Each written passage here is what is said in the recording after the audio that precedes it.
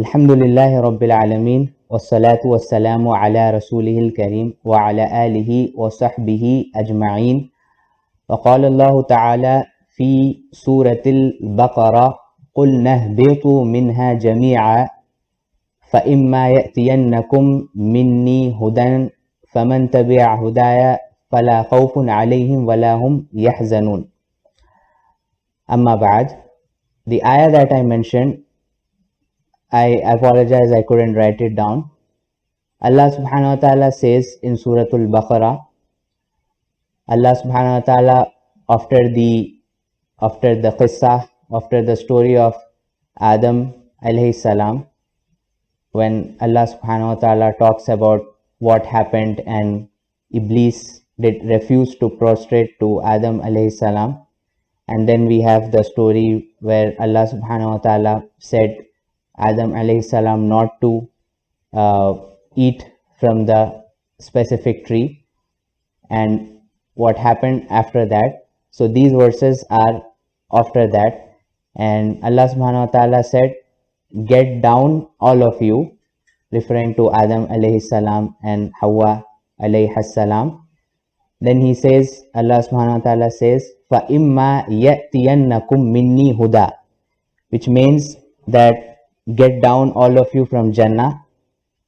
So they were sent to the earth, and whenever guidance will come to you from me, Allah subhanahu wa ta'ala says, guidance will come to you from me. فَإِمَّا يَأْتِيَنَّكُمْ مِنِّي هُدَى. At that point, فَلَا خَوْفٌ عَلَيْهِمْ فَمَنْ تَبِعَ هُدَايَ. Then if you obey that guidance, if you follow that guidance, فَلَا خَوْفٌ عَلَيْهِمْ وَلَا هُمْ يَحْزَنُونَ. Whoever, Allah subhanahu wa ta'ala uses the word whoever, which is common for all of us, because we know that the stories in the Quran are just not mentioned for the sake of stories, rather there is a lesson in that. So the ayat of the Quran, unless they are specific, unless we have an evidence that it is specific to a particular person, unless we have that, otherwise it's by default addressed to all of us. So Allah subhanahu wa ta'ala says, whenever guidance will come to you from me, then whoever follows my guidance, فَمَنْ تَبِعَ هُدَايَ فَلَا خَوْفٌ عَلَيْهِمْ وَلَا هُمْ يَحْزَنُونَ. Then that person, whoever follows, there will be no grief on them and they will not have any fear. In the tafsir, the ulama have commented on this, the mufassirin, and have said that فَلَا خَوْفٌ عَلَيْهِمْ وَلَا هُمْ يَحْزَنُونَ. One of the interpretation is that they will have no fear, فَلَا خَوْفٌ عَلَيْهِمْ, no fear of the future, وَلَا هُمْ يَحْزَنُونَ, and no grief over the past. What does that mean? That means that all of us go through life and all of us go through different problems. All of us has our own problem to deal with.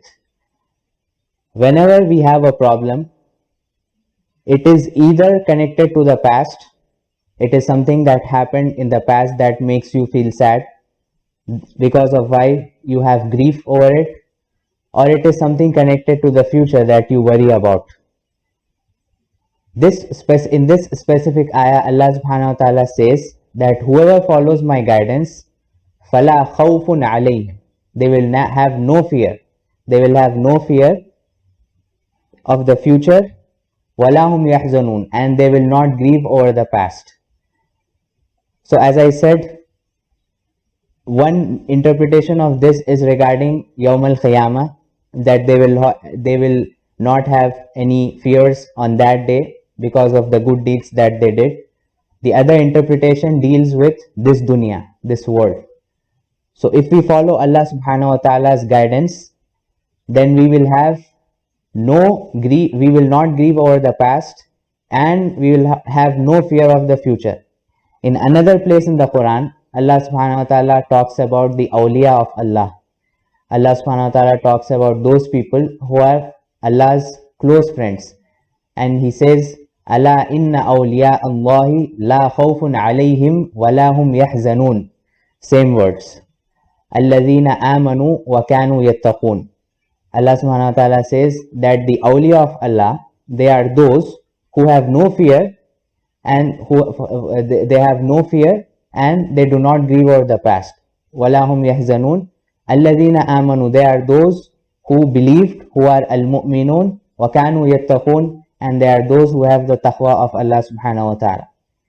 The conclusion of this ayah that I mentioned from Surah Al-Baqarah is, if we follow Allah's guidance, which is the Quran, which is the Sunnah, then they give us the tools that we can use to overcome our griefs that we have because of our past. At the same time, they give us the tools that we can use to overcome the fear that we have of the future. May Allah subhanahu wa ta'ala guide us through the Quran, through the Sunnah, and help us overcome our problems, whether they are connected to the future or they are connected to the past. Coming to the class, today's class, before we go into the topic for today and start, I want to give a brief recap of what we covered until now. Until now, if you remember, we started from Huruful Hija.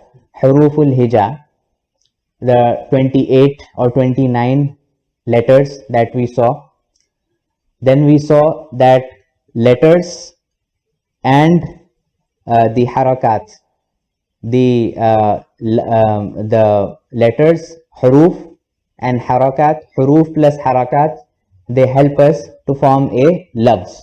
They help us to form a lafz, a word, and then that lafz can either be ba ma'ana or be ma'ana, which means it can either be a meaningful word or a meaningless word. Meaningful words are called as kalimat.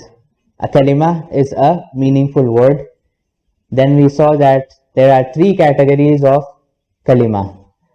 A meaningful word, or al-kalima, can be one of three different categories. Those three different categories were ism, fi'l and harf. Ism, fi'l and harf. Then we started to learn what an ism is. We saw the definition of an ism. Then we said that in order to understand an ism and use it in a phrase or a sentence, we'll have to know four things about the ism.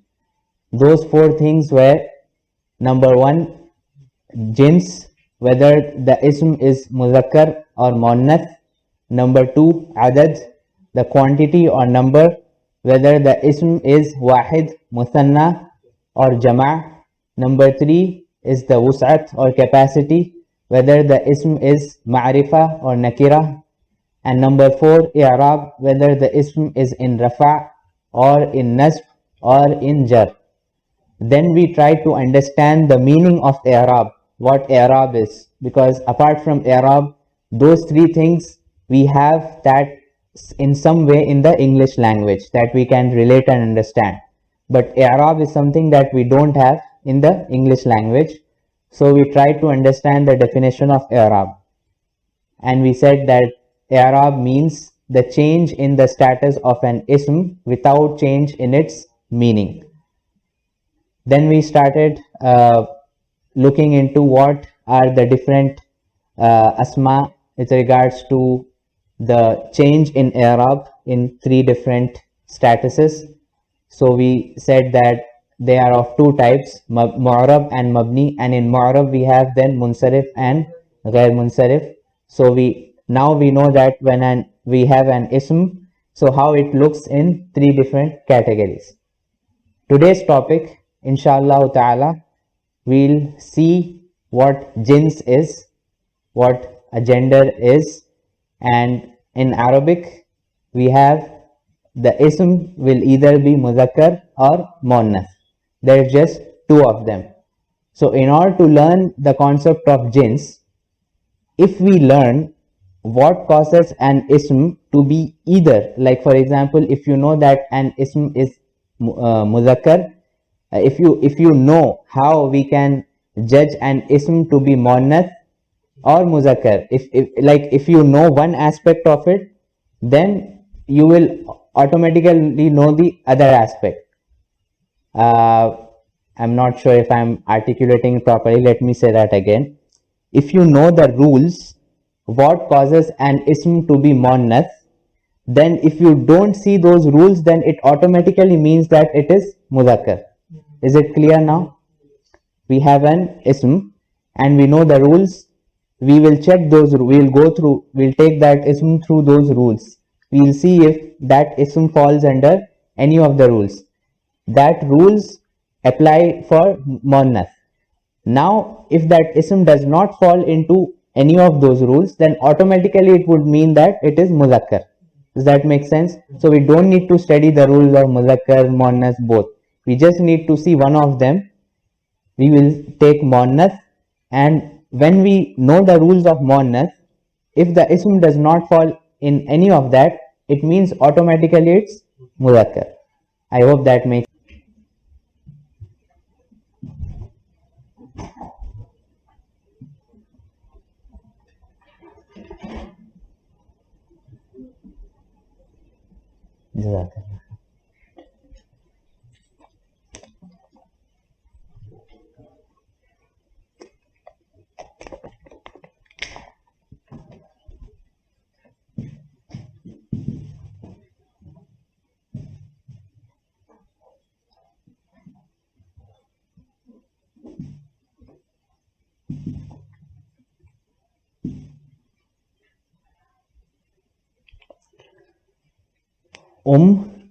Bint, ukht.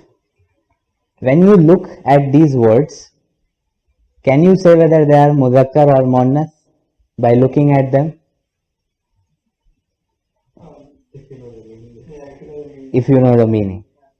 I guess all of us know the meaning of what these words mean. So they are muannath, right? Means mother, bint means girl, ukht sister, right?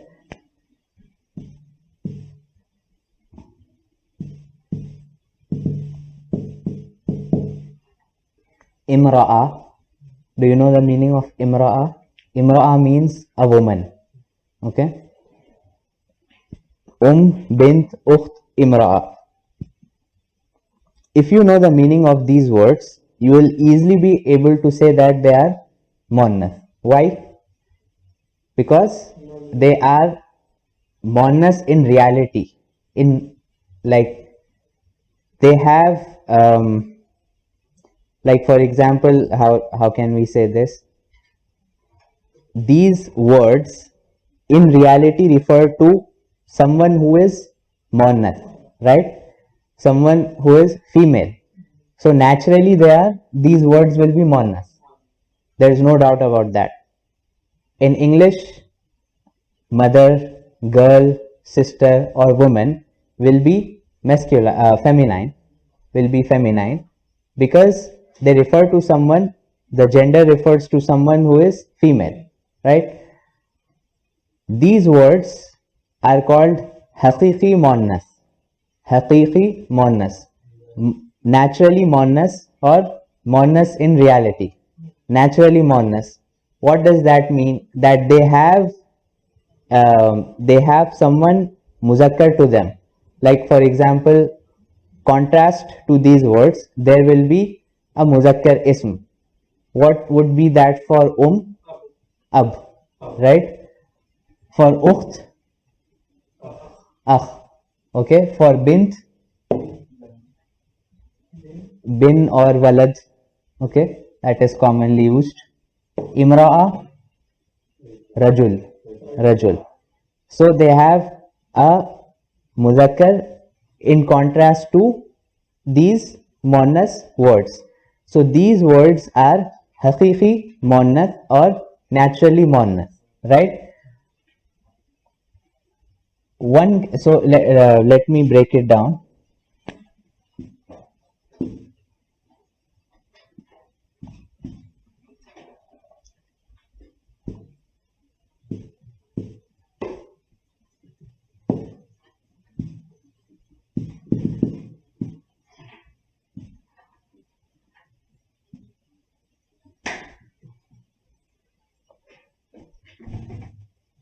Can I erase this?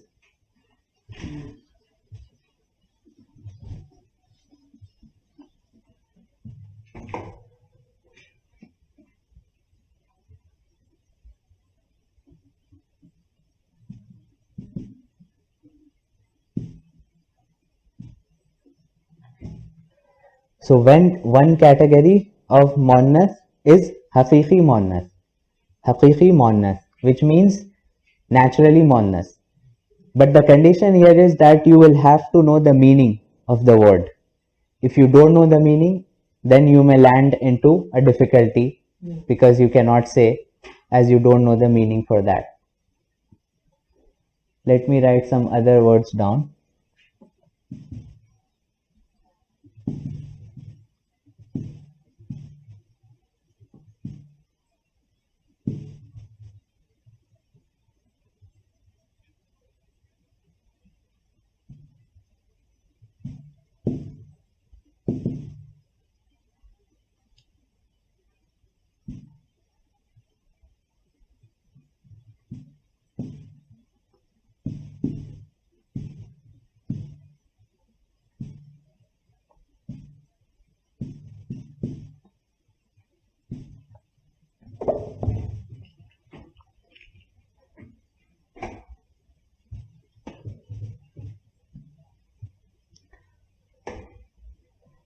Kitab, kursi, mirwaha, qalam. Do you know the meaning of these words? Refers to a fan. Refers to a fan. Qalam, you know the meaning of qalam. So now you know the meaning. But can you say whether these are muzakkar or muannath? Is there a male kitab or female kitab? Or a male kursi or a female kursi? No. So now, to understand this, we can say that these words refer to non-living things. And in non-living things, you don't have a gender in the English language. So for those of you coming from just an English background, not knowing any other language, it would be kind of a challenge to understand this concept. But I would say that consider that in Arabic, even non-living things have gender. But for us, because we know Urdu, we can relate to this as we saw in the previous class, that in Urdu we say meri gaadi or mera pankha or meri kitab or meri kursi, mera qalam. So we say those things, we know that there is a gender for that in Urdu. Meri kitab. So in Urdu, not talking about Arabic, is it muzakkar or muannas? Meri kitab, muannas. Kursi, muannas. Mirwaha, pankha in Urdu, muzakkar. Qalam, muzakkar.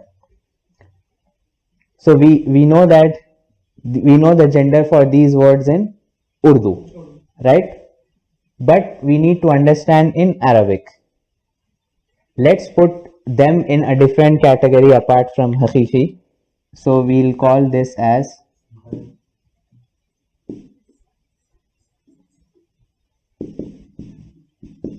ghair haqiqi. And as I said, you could consider these as non-living things. Haqiqi, living things. And in living things, you will have, like for example, animals will also have their gender, right? You have a cow, a male cow and a female cow, right? So in English, what do they say? Ox and cow? I think so, or maybe ox is a different thing. But in Arabic, we have a gender for even the animals, right? So we can understand by knowing the meaning of the word. Ghair haqiqi muannas, as we said, are those words that do not have a other gender in contrast to that. Okay, so one way to understand this is as non-living things. The other way to understand this is they don't have a gender in contrast to these. There is no male book, female book, no male kursi, female kursi, like that. So then how will we know the gender? How will the question comes that how do we understand the gender in Arabic? Let's look into.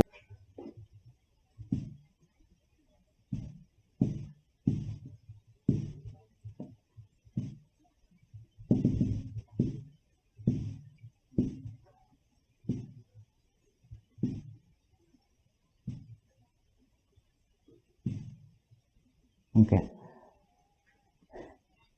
for Urdu speakers, for those who know Urdu, gadi, chabi, kursi, khainchi, all of these are Urdu words, and all of these words are muzakkar or muannas? Muannas. By looking at these words, we get an idea that now we know that these are muannas, but if we were to ask to explain it from a grammatical perspective, probably we won't be able to, because we don't know why they are muannas, and we know them that they are muannas by listening to our elders or our parents. We know, because when we were young, they never told mera gadi or mera chabi or mera kursi. Always we used to hear them saying meri gadi or meri chabi or meri kursi, right? So, but one thing to notice here is all of these words have ya at the end, right? All of these words end with a choti a, we call it in Urdu. So, we get an understanding that, okay, so whenever a word ends with choti a in Urdu, it could probably be a monas, right? We get this understanding, like sui, like chabi, kursi, and other things. But if we look into bhai or nai or darzi, are these words monas or muzakkar? Muzakkar. So we understand that there could be exceptions. If we have a rule, then there could be exceptions even in Urdu. Let's talk about Arabic now. Is the concept clear? How do we understand? So we know that there is an alama or a sign that we have from which we can recognize that a word is muannas or muzakkar, right? But there could be exceptions. So one category of rare hakiki muannas is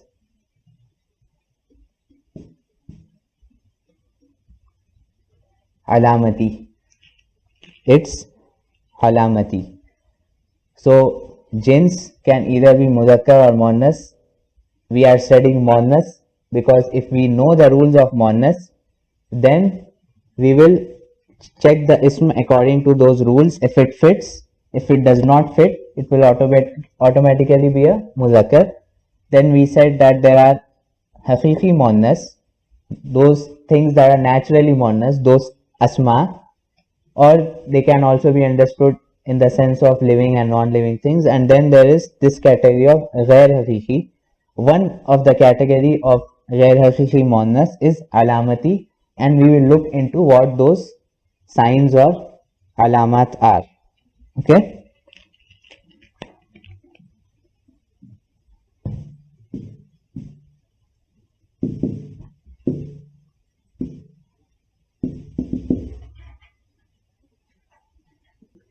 Ism ending at ta marbuta. Let's take some examples.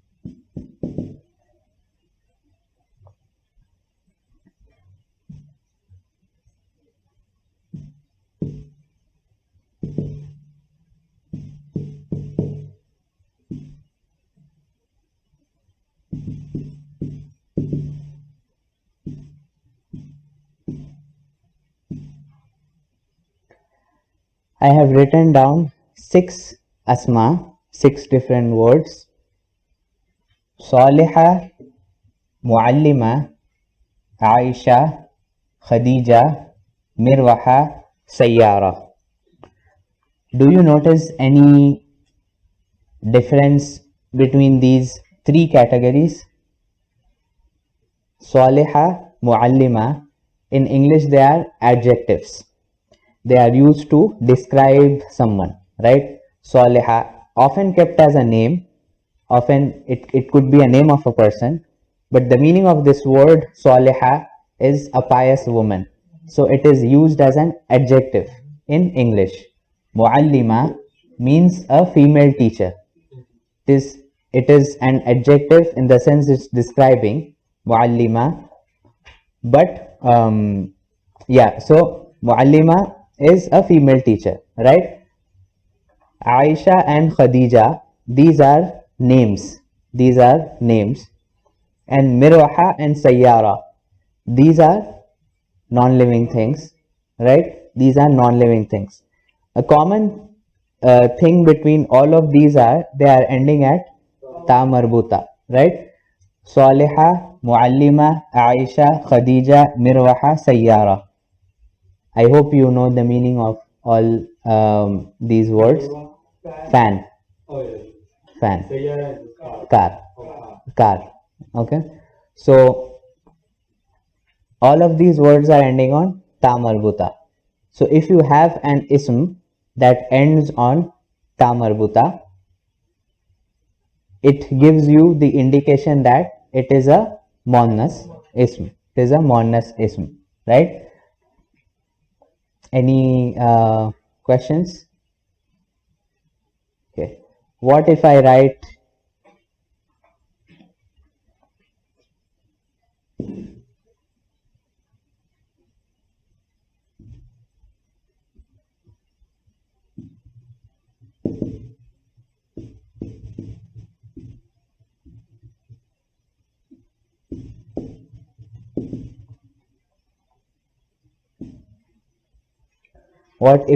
these words? Are these muzakkar or muannas?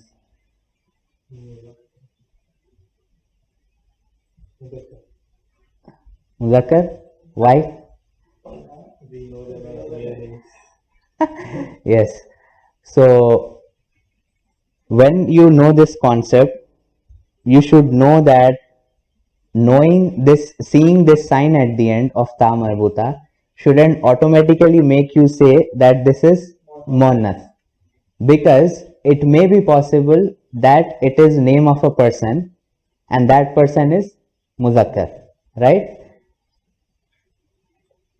In reality, according to the grammatical aspects, these names are muannas.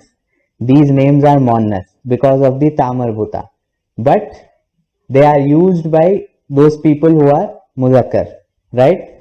So because even in our culture we find some names in Urdu which even a woman keeps it and a man keeps it. For example, Farhat, right? Farhat. A man may also keep the name, a woman. Shamim, a man may also keep, or a woman. So there are names which a man may also keep and a woman may also keep. So over here, the person who has the name, that gender dominates, right? So we will say that Talha and Usama are muzakkar because men have kept those names, right? Men have kept those names, so these are muzakkar. But according to the grammatical aspect or grammatical rules, they are muannas in reality. But because men have kept them, we say they are muzakkar, right? Because we said that like names may be kept by muzakkar and muannas. We took some examples in Urdu, and if you look up online, they are called unisex names or gender neutral names. They have in the English world too, and it's nowadays becoming more common as all of us know. So you will find lot of names which even men have kept and women have kept. So the gender of the person is the one that we look for. We don't say right away if we see a ta marbuta, it's a muannas, right?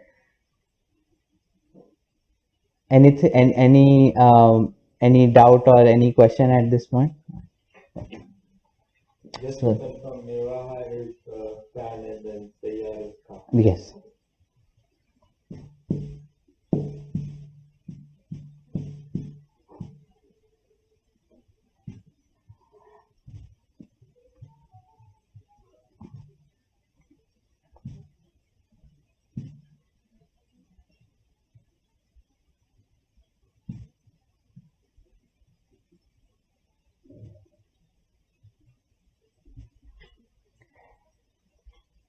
There is a specific pattern for the second category. There are a total of three categories under alamati, and most most cases would be you would be seeing or dealing with tamarbuta. Only very few words are under second and third, and we don't need to go into depth in understanding those, but I will give some examples from that.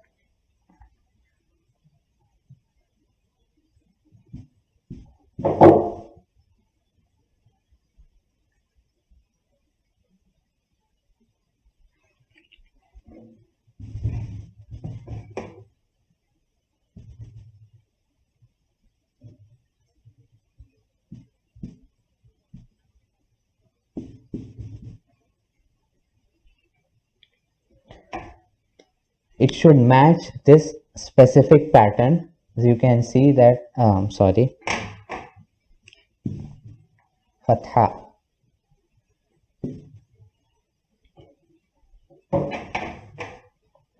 There should be a fatha, the letter, then there should be an alif and hamza and a dhamma on the hamza. So you can see that this matches this pattern.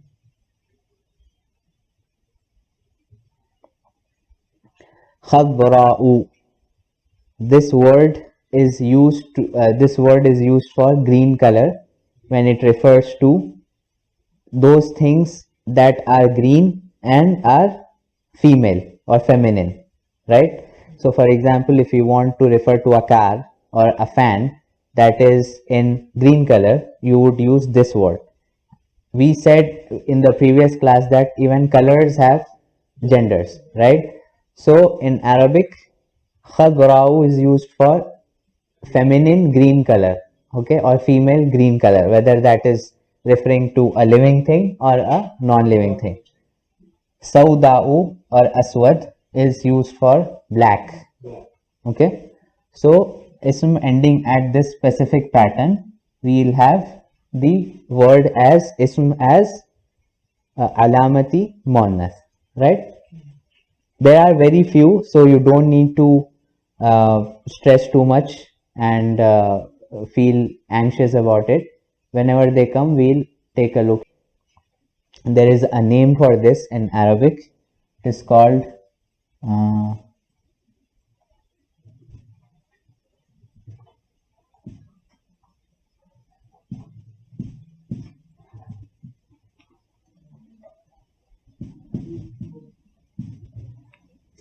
alif mamduda. Okay, don't need to stress too much out. This is like a bonus if you want to remember or not. At this point, you should only understand that if you have an ism that falls on this pattern, then it will be a muannas ism, right? The last category.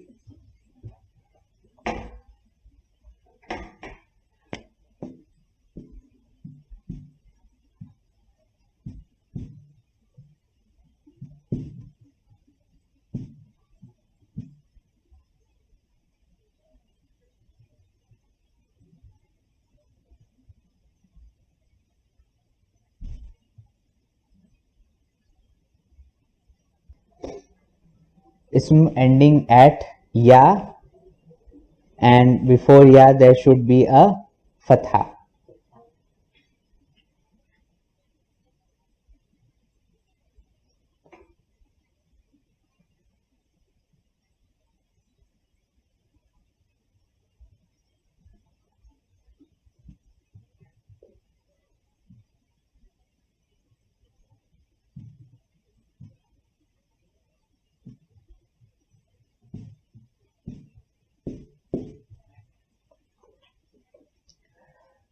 Salma, Kubra, Lubna, all these words have they are muannath because of they fall on this pattern, right?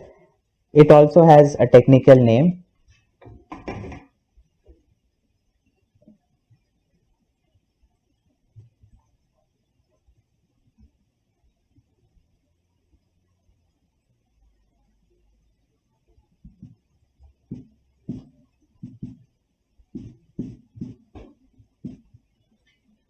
It is called alif maksura.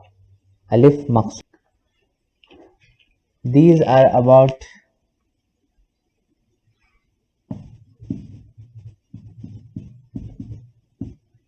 75 to 80%. So at this point, all you need to do is remember this. These are just there for the sake of your knowledge, but we won't encounter many of these. And I think we'll have to go probably 10 minutes more than the estimated time because we need to look some more things. Let's take some examples. Let's take some examples and see the i'rab. So we have a word ghurfa, right?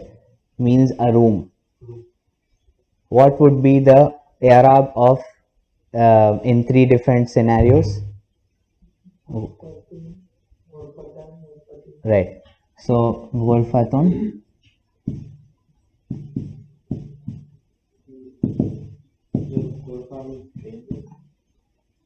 no. Gharib means a stranger. Room.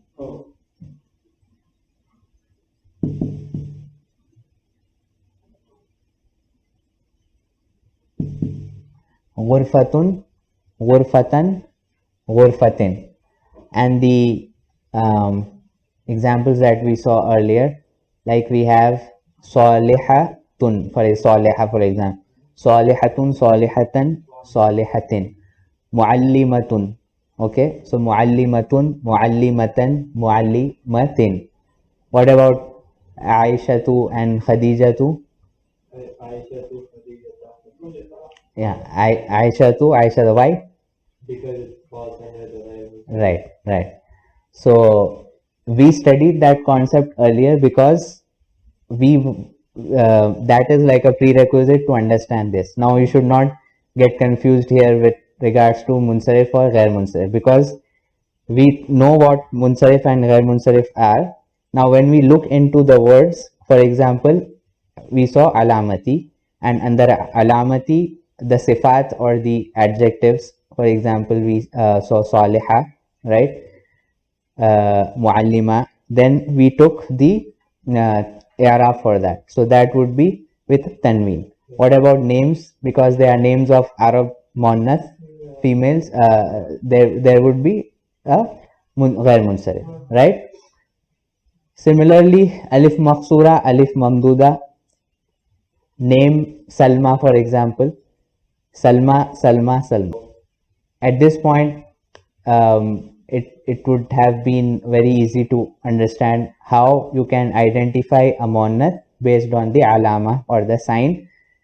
And we said three signs: ta marbuta, which is about 75 to 80%. Then we have alif mamduda and alif maqsura.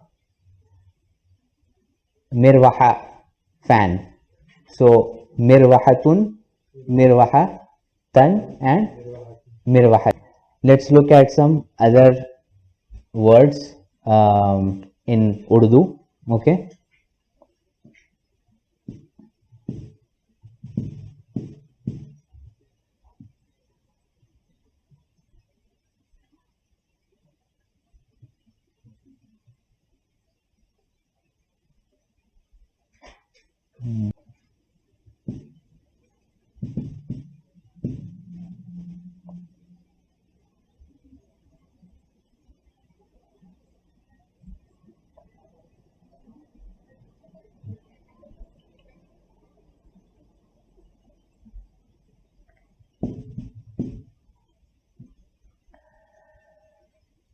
दीवार, किताब, पंखा, Urdu words. If we want to know they are muzakkar or muannas, let's use them in a sentence. दीवार, दीवार गिर गई या दीवार गिर गया? गिर गए. So it's in Urdu. We are talking about Urdu. Is it muannas or muzakkar? Muannas, right? किताब, muannas. मेरी किताब. पंखा, is it muzakkar? These words, they don't have anything in common. They don't have a sign or an alama from which we can identify. Then why do we say these words as these two as muannath and this as muzakkar? Yeah, but I mean, if I ask you, why do you say meri diwar? Why don't you say mera diwar or mera kitab? What answer do you have for that? We have heard it from our elders or our parents that they are said this way, right? So there is no answer for it in the sense of grammar, but we say that we say this because we have heard them saying, so we cannot question that, right? Because it's the way how it is. So those kind of asma, they are called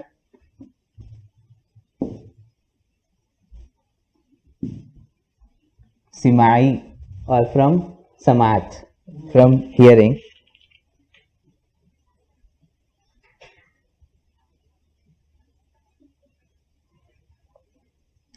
They are under the second category of ghair haqiqi muannas. Those muannas asma which we have heard it muannas, that's why we say they are muannas.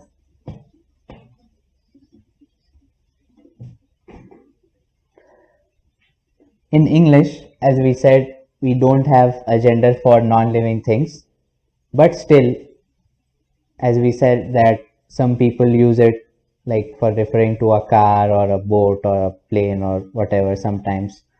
So they use the word she or her, like she is beautiful, like referring to a car. So we cannot really say that, why do you say she? Why don't you say he, right? But in a formal sense, there is no gender. So it could be kind of difficult to understand for those coming from an English background or like native speakers. But I can't think of a way to explain to them. But for those who know other languages like Urdu or any other language in which even non-living things have gender, we would understand it in this way. So we said simai muannath comes from the word sama. We heard them, they are muannath. So now how do we know, because we are really new to Arabic and we are learning it for the first time. So how do we understand, like how can, because we don't know Arabic, so how can we say that? So alhamdulillah, as we said, the people of language have worked on that, as they laid out different categories for ghair munsarif asma. So they have laid down different categories for simai muannath, right?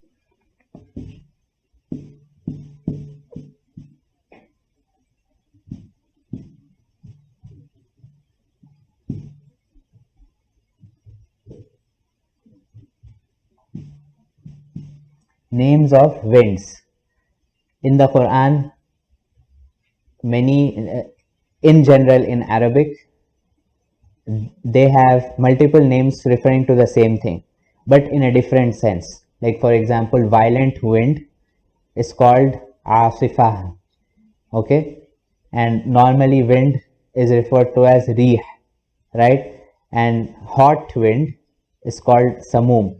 So even though all of them are wind, but they have different names for different categories. So in general, names of winds, whatever the spelling or whatever they look like, all of them are treated as muannath. For example, rih is used in the Quran, and wherever you look at rih, when you look at the words before it and after it, when they are addressed, you will observe it in a monas, right? The second category,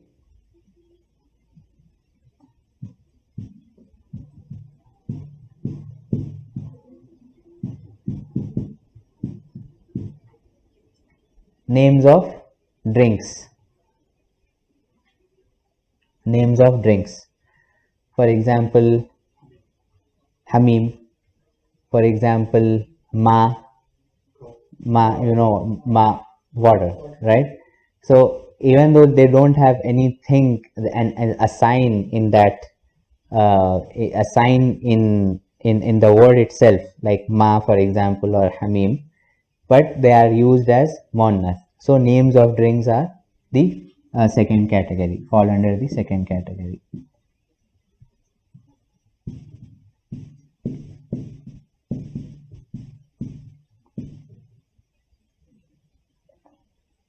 The third category, the fourth one, is an interesting one.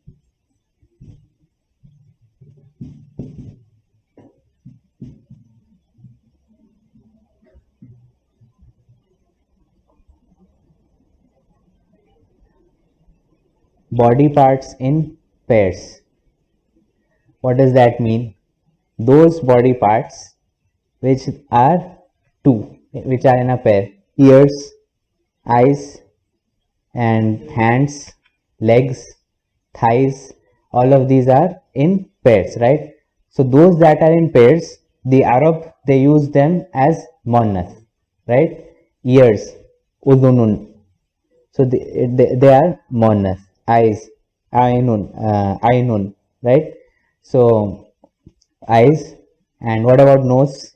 With muzakkar or muannath? Muzakkar. Anfun is the word for nose. So it is muzakkar. Why? Because it's not in pair. What about tongue? Muzakkar. Right? Because it's just one. Yad, heart, hands, yad, they are monas. Right? So all those body parts that are in pairs, they are monas. But those that are single, they are muzakkar. Here we go again with names of cities and countries. They are referred as monas. The sixth category,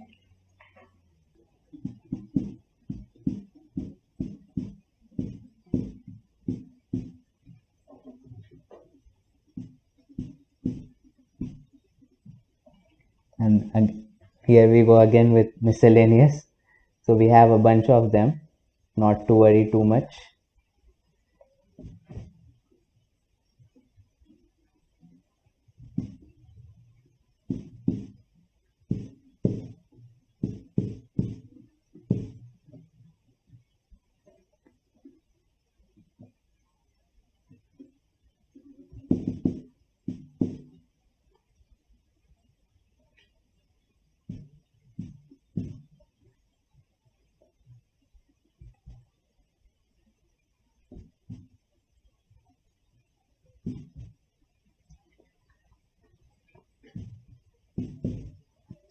We may add some more things to the list as we go along, but for now, Shams, Sama, Dar, Ard, Nafs, these words fall under miscellaneous asma. So if you look at in the Quran, wherever Shams is used, it will be used in a muannath sense. Sama, Ard, and Nafs. Ya ayyuhan nafsul mutma'innah. Ya ayyuhan. Ya ayyuhan nafsul mutma'innah with the ta marbuta, right? So then after that Allah says irji'i ila rabbik, irji'i. Otherwise for muzakkar it would be irji', and for mutma'inna it will be mutma'in without the ta marbuta, right? So that's how we know that it is muannath. There's one small topic. I did not expect that we would go too much beyond the time. Last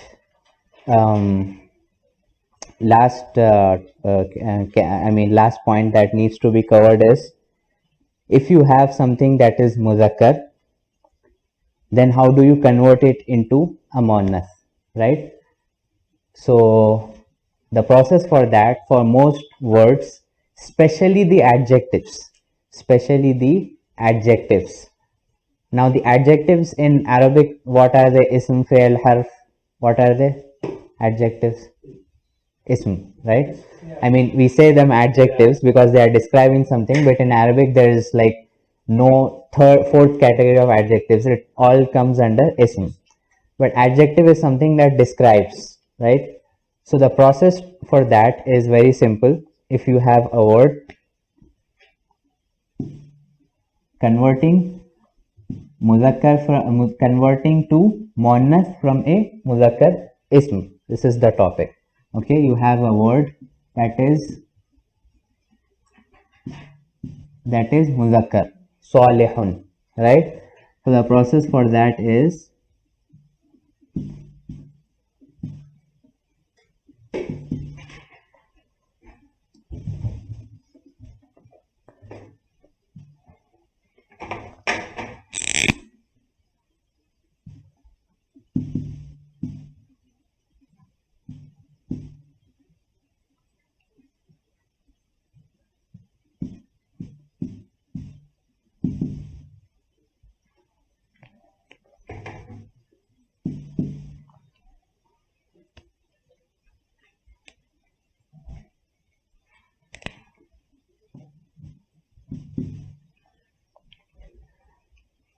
the formula.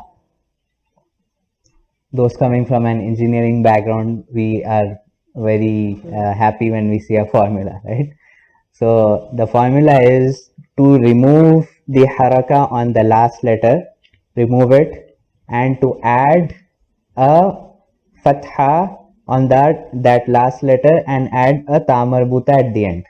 So salihun, salihatun, muallimun, muallimatun, mudarrisun, mudarrisatun, muhandisun, muhandisatun, tabibun, tabibatun. You know the meaning of all these words?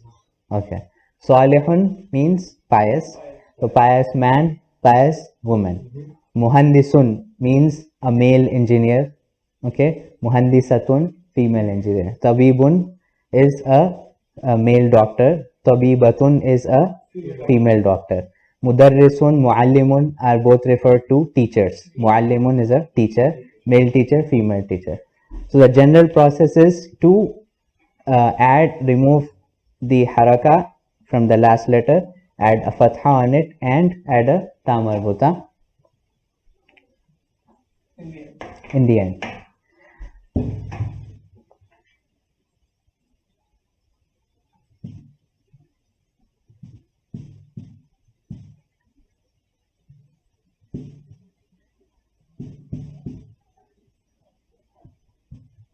What about akhun, and what about rajulun?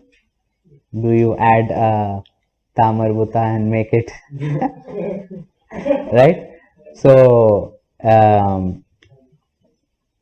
I mean, we have this rule, but that does not apply to every case, right? But most of the words, as I said, mostly it applies to the adjectives, right? But for other words, it may not be the case because they have a different word in contrast to muzakkar. For rajulun, there is imra'atun, okay, man, woman, akhun, ukhtun, even though there is a ta, but that's not a ta marbuta, right? So alimun, what would be the feminine for alimatun, right? Or when we stop at ta marbuta, we say alima, right? Tabiba, muhandisa. Yeah. We'll get to that in Zamir. Zamir, it's a Zamir. Zamir means a pronoun. We'll study that inshallah ta'ala.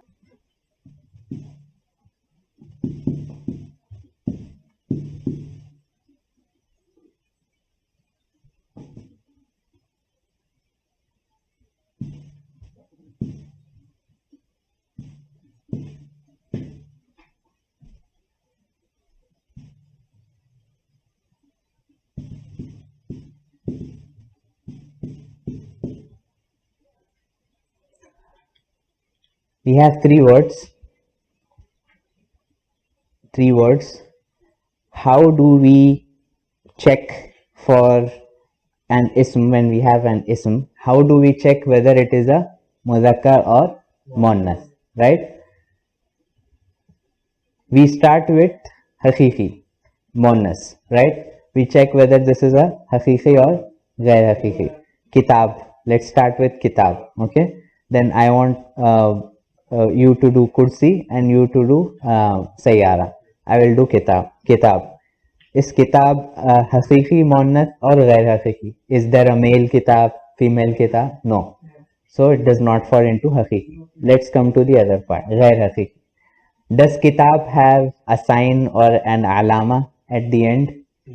That falls under one of those three categories, ta marbuta, alif maqsura, alif mamduda? No. So we omit that. Let's come to simai. We have 6 categories: names of winds, names of drinks, names of fires, names of cities and countries. Then we have miscellaneous names, and then we have body parts. If we check through all of those, does kitab fall in any of those categories? No. So what is it? The muzakkar or muannas? Muzakkar, because it fails all the rules. So this is the approach or the formula that you should use to check and verify if an ism when it is given to you, it is a muzakkar or muannas. Let's do kursi.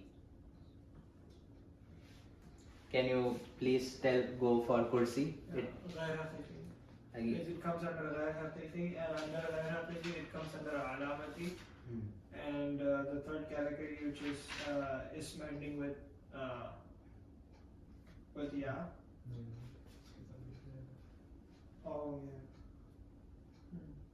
yeah. We have a specific pattern. I think we are talking about alif maqsura, right? Yeah, alif maqsura. In alif maqsura, there has to be a fatha. Right? Is there a fatha? No. No? So, what is it? Muzakkar. Why? Because it fails all those checks. What about sayyara? Sayyara falls under ghair haqiqi, and it falls under the alamati muannas because it ends with ism ending with ta marbuta. So it's muannas.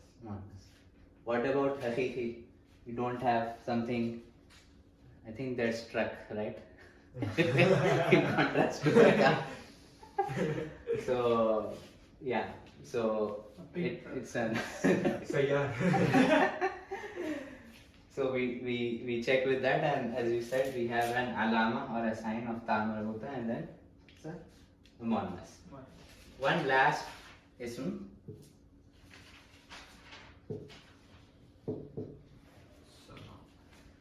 Can you check for sama?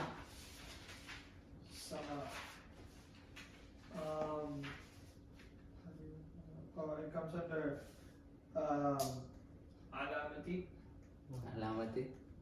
Which one? The second one, alif mamduda. Alif mamduda. Yeah. Yep. What if I put?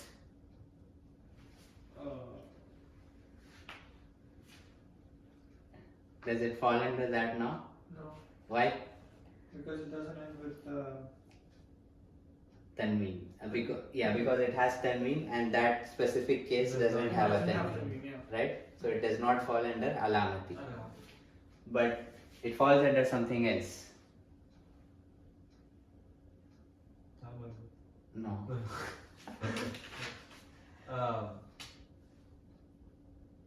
It's in miscellaneous asma. Miscellaneous asma, right? So sama is muannas. So how do you know if it's a miscellaneous asma again?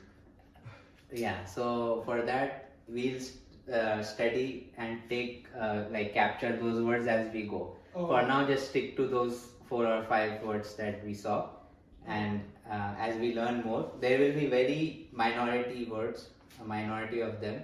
So don't worry about that too much. We'll learn that as we go. So Samaun, is it Muzakkar or Muannas? Muannas. Here, there are two columns. This column is different, this column is different.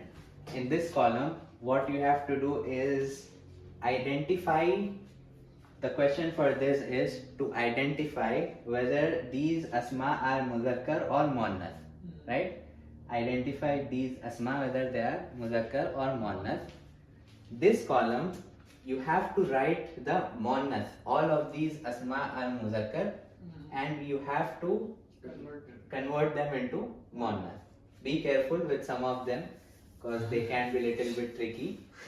And inshallah, for those listening online, please complete this practice session and send it to me, post it in the group or direct message. Jazakumullah khair.